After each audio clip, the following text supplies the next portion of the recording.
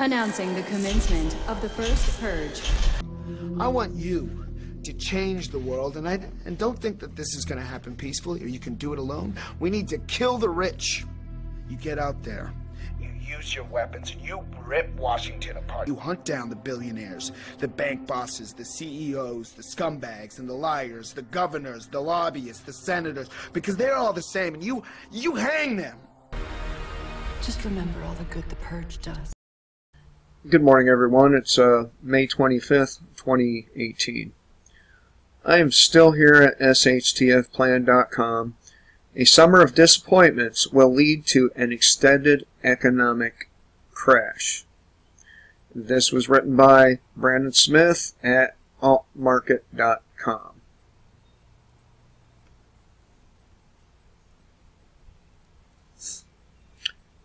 The summer season is often about renewal, or hope, or renewed hope. And revelry in comfort, and this goes for economic comfort as much as anything else. In parallel to the old tale of the ant and the grasshopper, we are all tempted to act like the grasshopper, forget about the trials and tribulations of the world, and take a vacation from awareness. I am seeing quite a lot of this in the past month as mounting global tensions appear to have subsided. But appearances can be deceiving.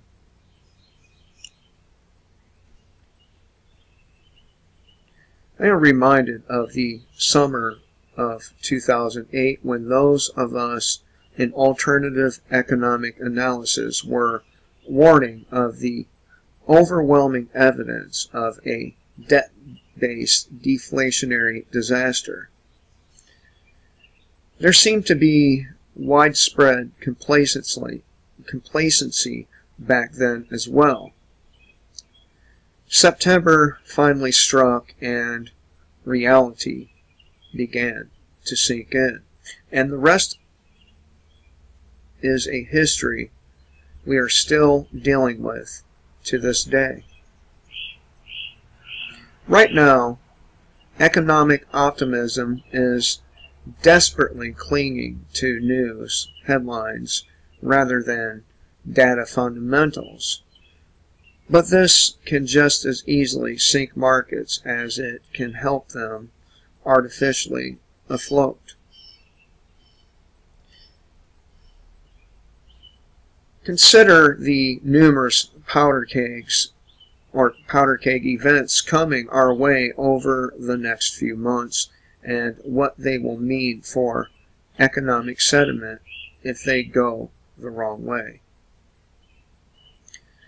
The Federal Reserve meeting June 12th and 13th.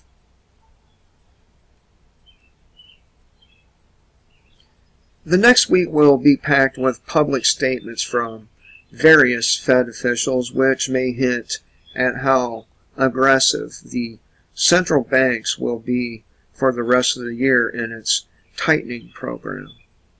However, I think I can guess rather easily what they will do. The Fed has been sticking to its policy of interest rate hikes and balance sheet cuts as I predicted they would for the past couple of years. Nothing has changed under the new Fed chairman, Jerome Powell. I believe this meeting in June will mark an important mid-year shift for the Fed into even more aggressive fiscal tightening. The mainstream media has been heavily pushing the idea that stagflation is now a true threat to the U.S. economy. This is a notion I actually agree with and have been warning about for quite some time. Now, many of you may recall that I have said many times that I think shit hit the fan for us will involve a financial event. However, it is not the only threat we face. And any number of these threats will aid in life coming to a stop. But I digress. But for now, let's look at the financial end of things.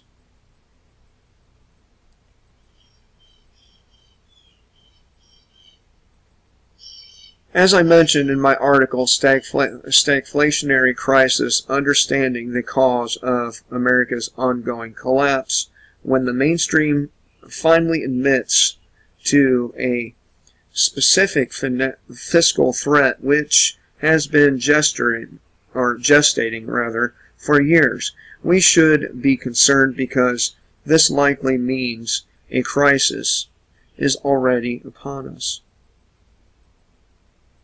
And of course, the mainstream media will withhold information from the public. They will lie to the public. And then, of course, at the very last moment, they will come clean about what's going on. The very last moment, when the people have no more time to prepare.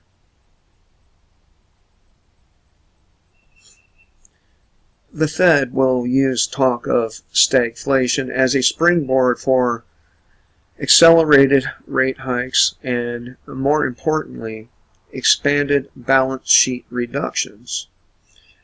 I have no doubt the Fed will raise interest rates again in June, which will disappoint the contingent of stock market traders who were hoping recent poor economic data would influence the central bank to back off.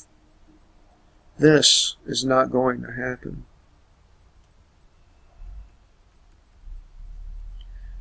When the balance sheet data comes in at the end of June, I expect reductions will be noticeably higher, triggering renewed instability in equities. The Fed, of course, will not make such a move in a vacuum, though. They will need some form of geopolitical distraction. International trade war will not be denied.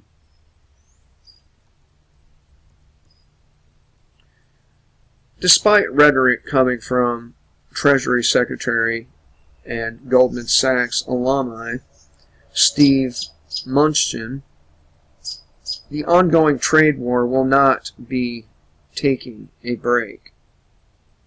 Supposed impending deals between China and the U.S. are already falling apart, and Donald Trump is distancing himself from the Munich peace train and indicating discontent with China yet again.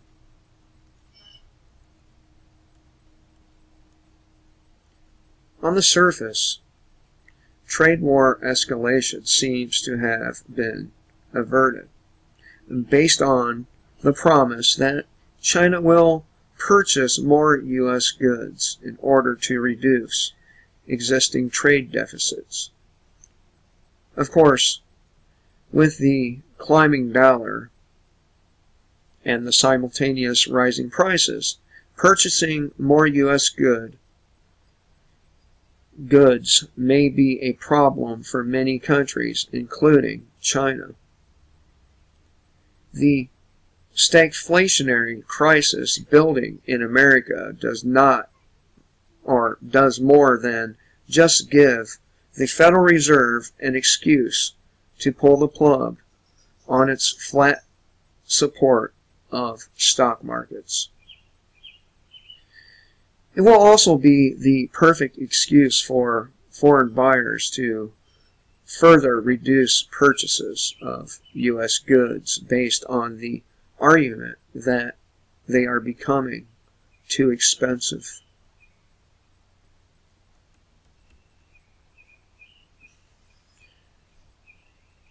The Chinese offer to buy more from America is an empty offer.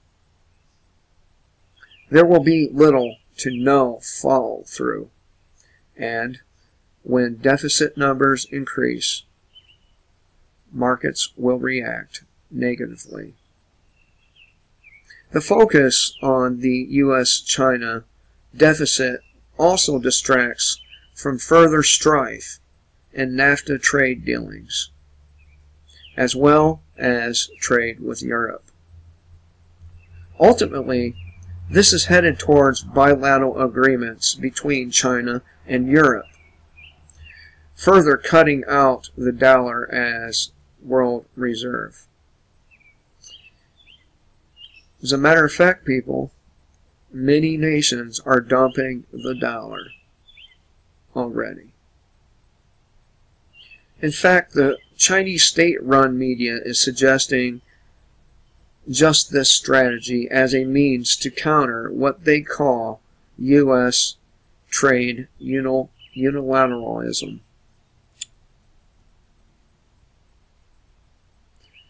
I do not expect the peace and love theater to last through the summer. The trade war will resume well before fall. And of course, the North Korea Peace Summit was a farce.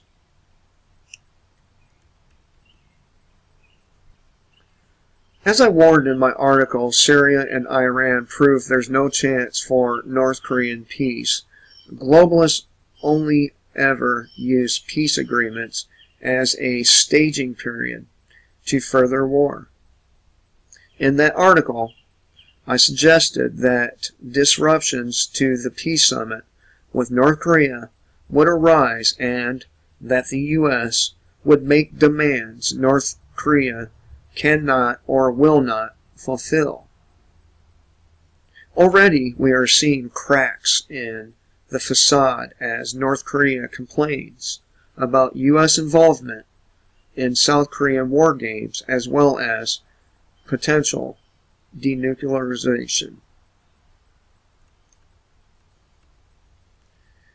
North Korea has now let fly statements on Vice President Pence's stupidity while threatening a nuclear showdown. Trump has openly stated that the summit could be delayed or may not happen at all. Those who argued with me that a successful summit was a done deal, and by the way, people, I said it would never happen. It would never happen. And it won't. Peace doesn't enrich the Zionists, doesn't enrich the Rothschilds, doesn't enrich the military-industrial complex. So, peace is a pipe dream.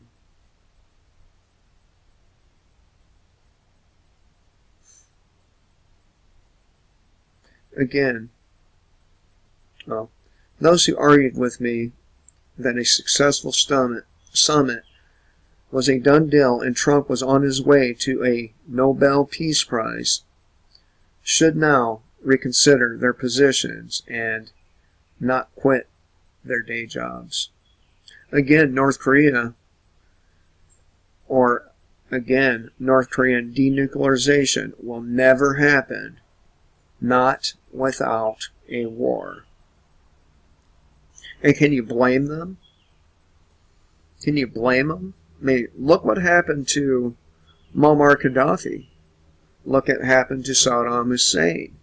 Look what's happening to Syria, Iran, Afghanistan, among others.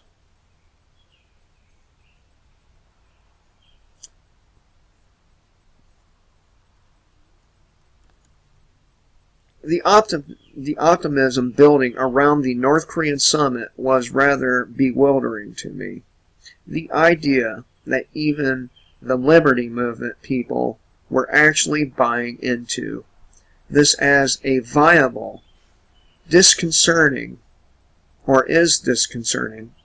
because it shows the lack of awareness of the bigger picture.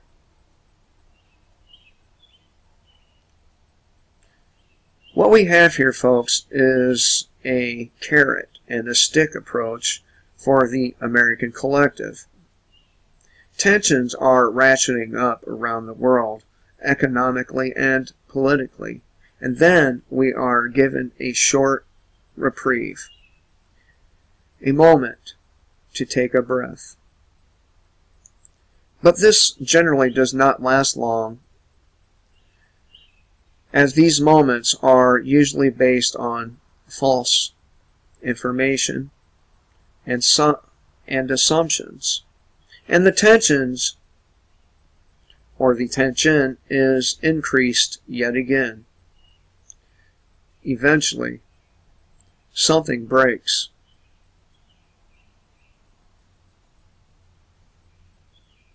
I'm going to tell you, not just something breaks, but many somethings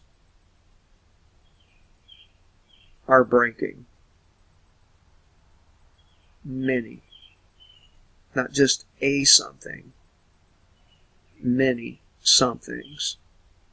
Even if the North Korean summit actually takes place and concludes without incident, and that's a big if, and even if Trump or the Trump administration declares mission accomplished, there will be no follow-through on the part of North Korea as far as disarmament. Count on it.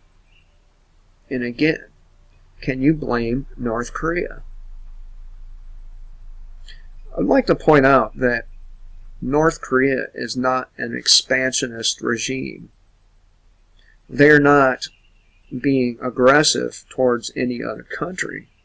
They're simply testing weapons, or they have been simply testing weapons, and they have these weapons because they know the United States and NATO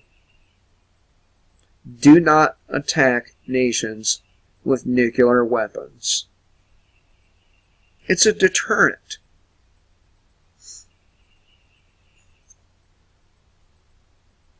Beyond that, consider the timing. The original time for the summit to take place was on the same day as the Federal Reserve's June meeting.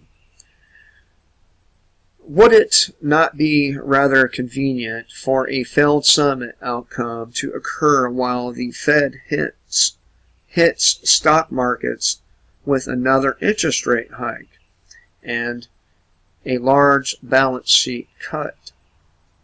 Once again, the Fed will dodge the blame for stocks plunging another 1,200 points or more as international politics takes center stage.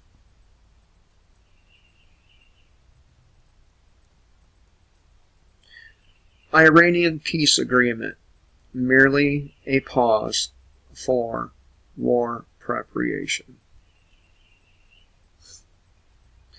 The Iran peace agreement is now in tatters, with Israel on the warpath in the region and the U.S. supporting assertions of Iran nuclear development that will be backed by no evidence whatsoever.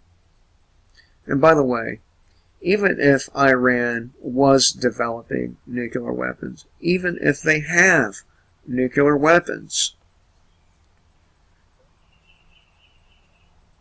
what place is it of our government to dictate to all the other nations across the planet what weapons they may or may not have when they are the biggest maker, the biggest stockpiler, along with their allies, of these weapons? If Russia wanted to use the weapons of mass destruction line to invade the United States, they would actually be telling the truth.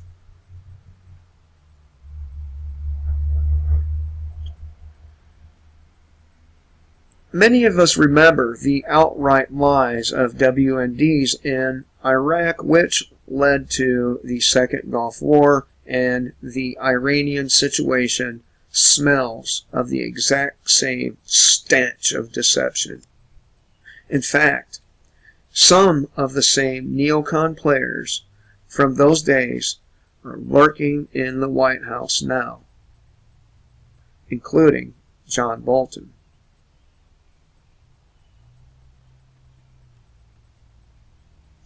With the destabilization of Syria well on the way, after Western intelligence agencies funded, armed, and trained insurgents who would later form ISIS to wreak havoc in the country, Iran's primary strategic partner is now on the verge of collapse. The direct targeting of the Assad regime is next, as the war on ISIS con game has subsided.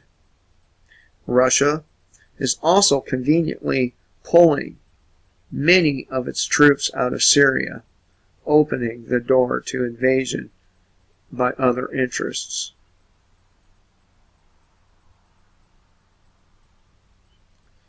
Any invasion of Syria with the intent to unseat Assad will likely cause an Iranian response, and perhaps this is the goal, to lure Iran into an aggressive posture, thus justifying war.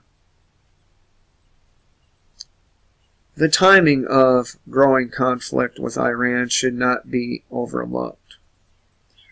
We have oil prices now rising despite a strong dollar index and continuing oversupply,